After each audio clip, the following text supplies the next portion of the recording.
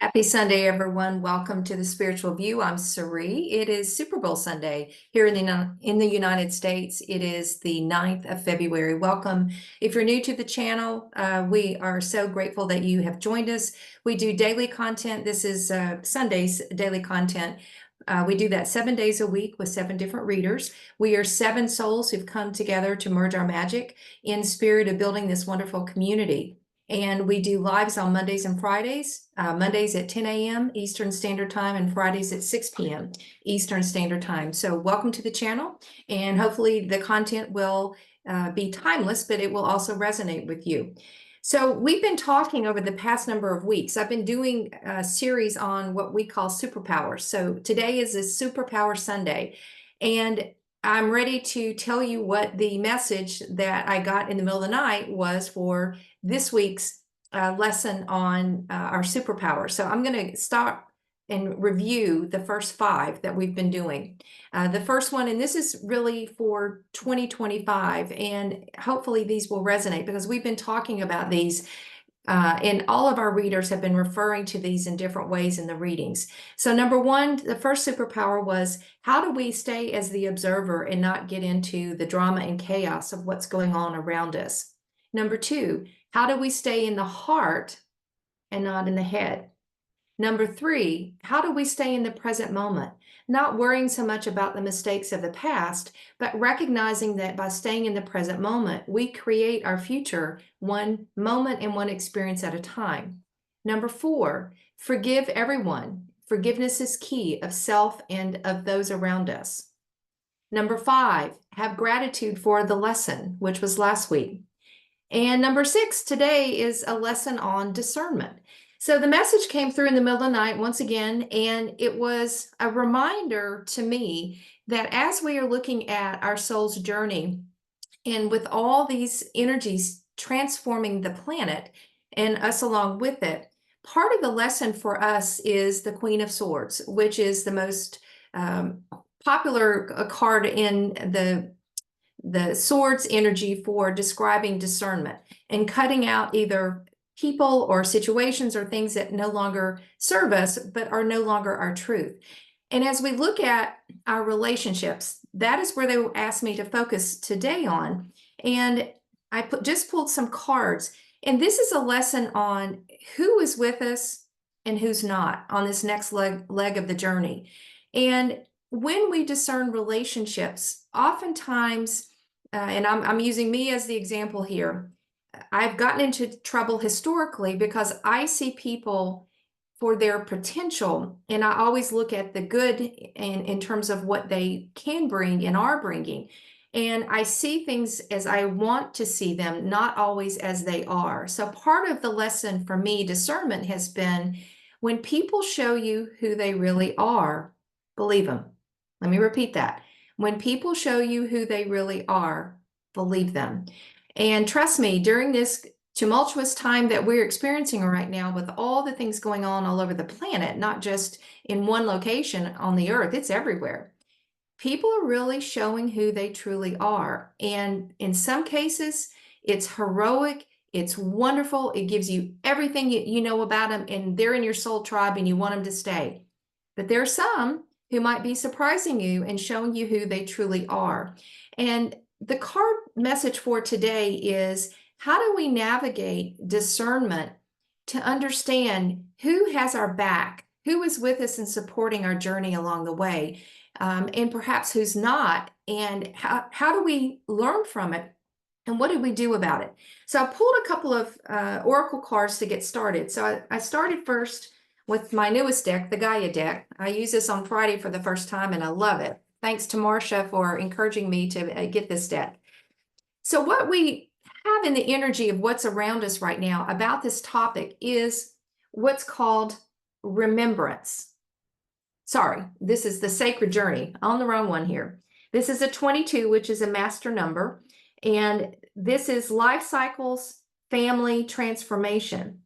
And it says life is a physical journey through time and space. Yet it is a spiritual journey that transcends both time and space.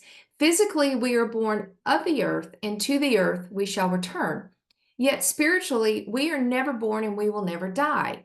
We never come and we never leave. This card reminds you that we are each so much more than our physical realities. From our soul's perspective, this current lifetime is just one page in a long book, which is the eternal story of our life. We are all characters in a play, and we've each chosen different roles. Your family is a central part of this journey. Your friends are a central part of this journey. The people around you are a part of your journey. It is through our human drama we expand our understanding of love. The different roles that we play and the people that we encounter help us to grow. So people have been placed in our lives, and we've made soul contracts to be around people. And we are seeing now our family, our siblings, our marriages, our relationships, friendships, all be tested. What are we actually really about? And are we actually going to honor the journey of the soul? So at a higher level, I said, if we're transforming and really discerning our relationships at this time from a higher perspective, what's actually going on? And I pulled a deck, excuse me, from the Cosmic Oracle. And this card is called Surrender. And you see this woman in a body of water. She is looking up to the sky, to the heavens, and it says, surrender to what is, let go of what was, have faith in what will be. If you've picked this card, you are being guided to surrender.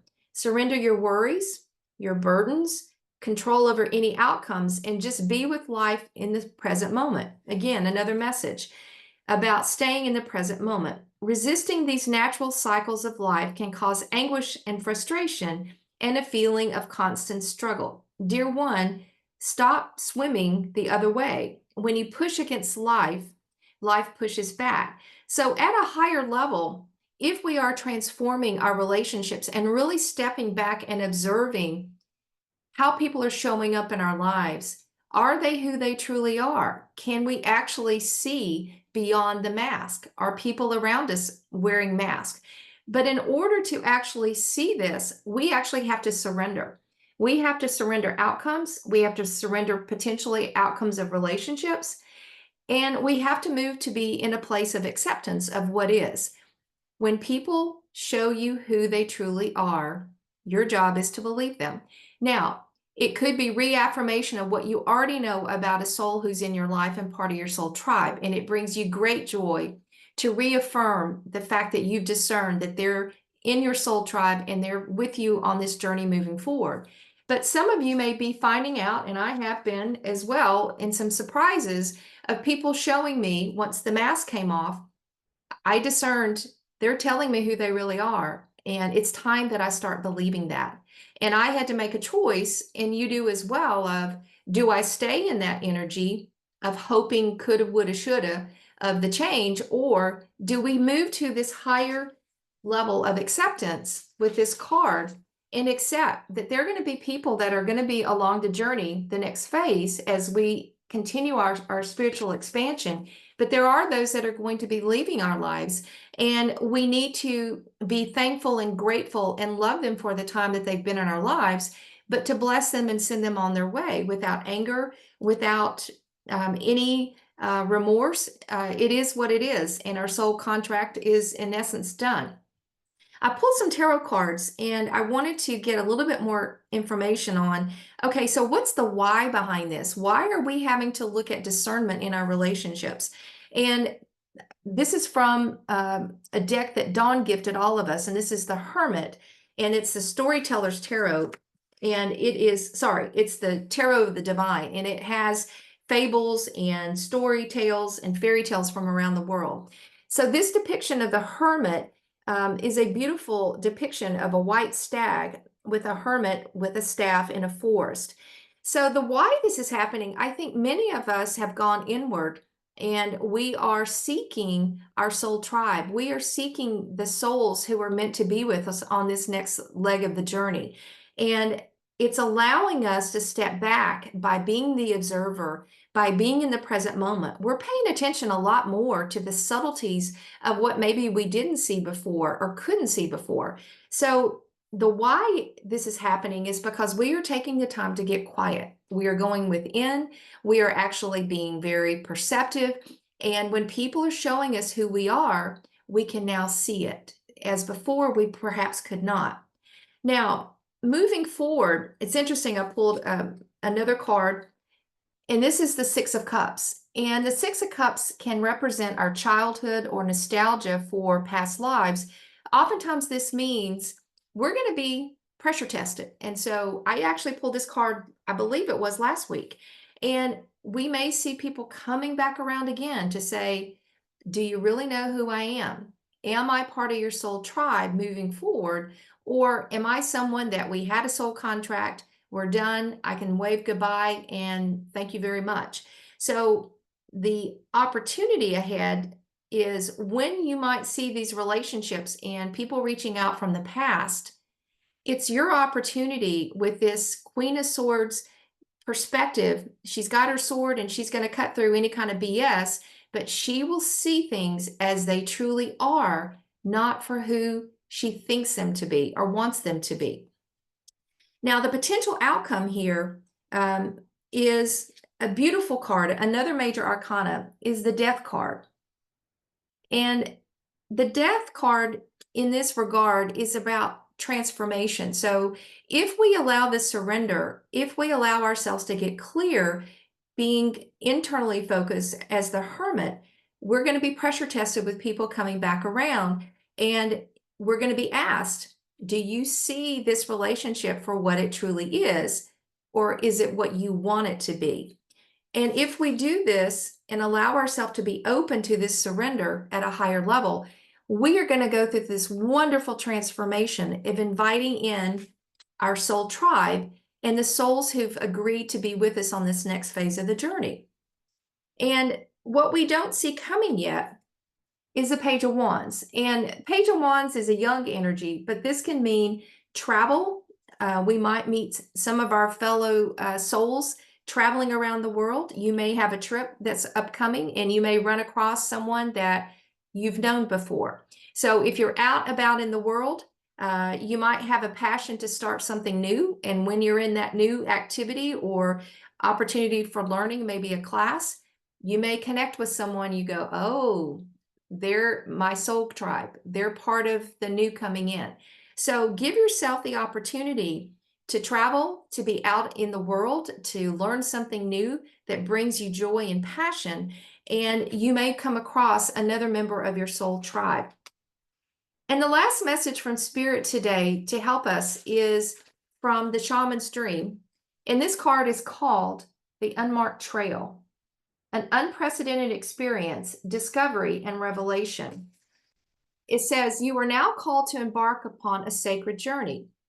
The Arthurian knights, in their quest for the Holy Grail, had to make sure to take an unmarked trail that no one had ever followed, or they would not accomplish the goal. Likewise, you must enter the dark forest of your soul via a route as yet identified to find out what you seek. The manicured paths will bring you only temporary pleasure and later great pain.